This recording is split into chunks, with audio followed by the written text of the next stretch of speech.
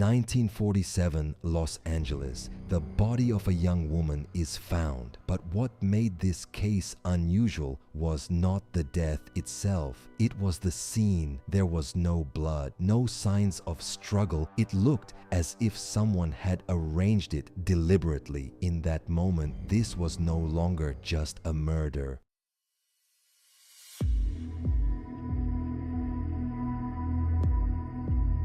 January 15th, 1947.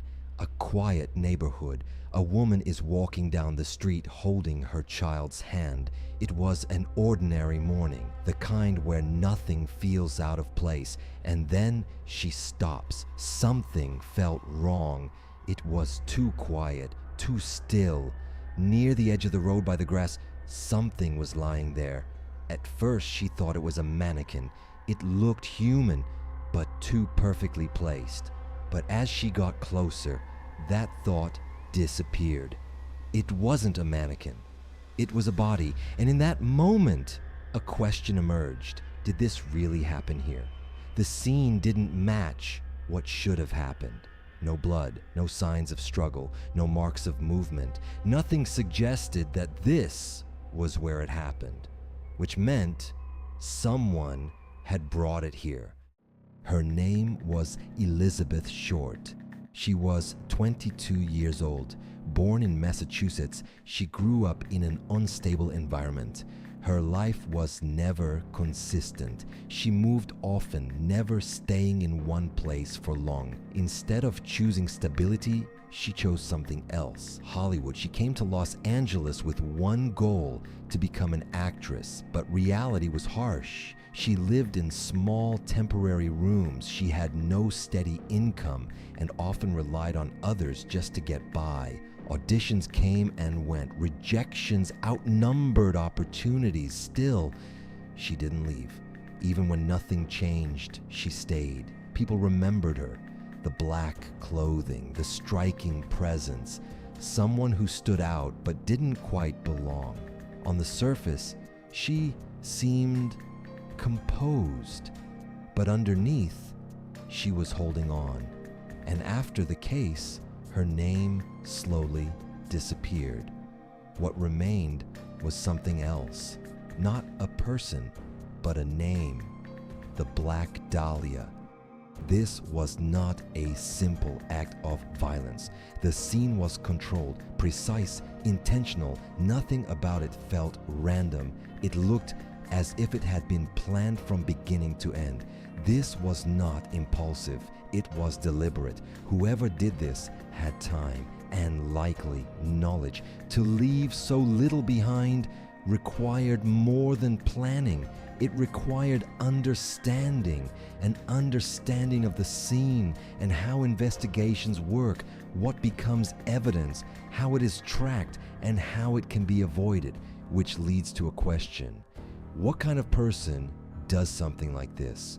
Someone with medical knowledge or someone familiar with investigative systems? There's something else. This case shows no emotion, no rage, no panic, only control and precision. Which raises another possibility.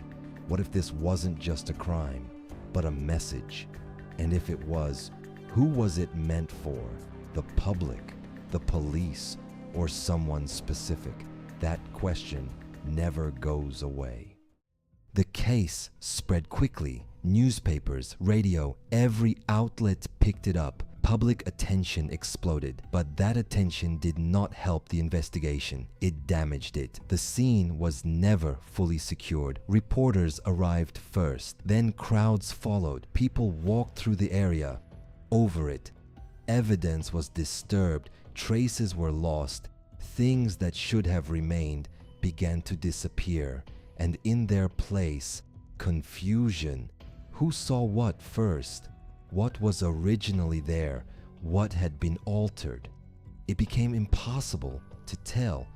Information kept coming in, but it was mixed. Facts blended with speculation. Witnesses blurred into rumor. Detectives would later say, by the time we arrived, it was already too late. That wasn't just regret. It meant something else. The direction of the case had already been decided. One moment, one missed moment. And from that point on, this became a case that could not be solved easily. As time passed, more and more names appeared, people claiming they were responsible. Calls came in daily, letters arrived constantly, but most of them meant nothing. Attention seekers, obsession, false confessions, none of them were real, and that made things worse.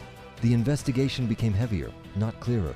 It became a process of elimination, removing what wasn't possible, and in doing so, other possibilities began to fade. The suspect list grew. Doctors, soldiers, artists, ordinary people. Some seemed convincing.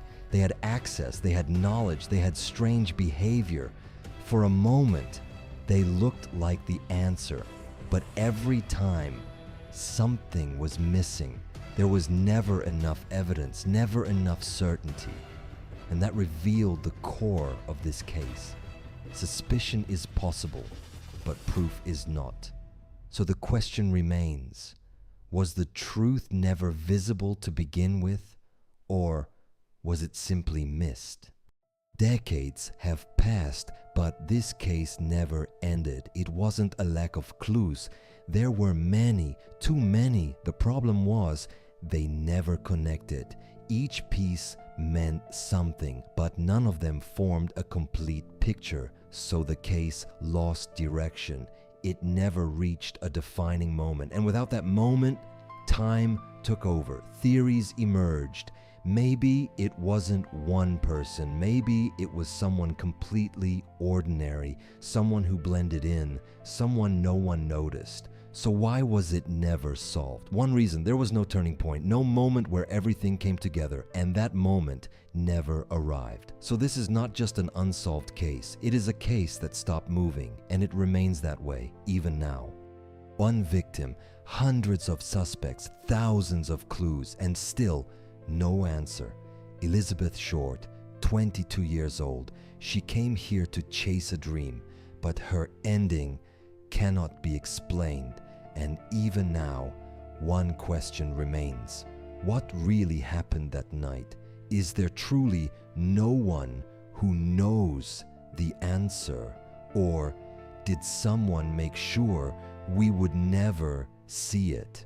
Or was it something we were never meant to see? This story ends here. But in the darkness, stories remain. Will you stay for the next one?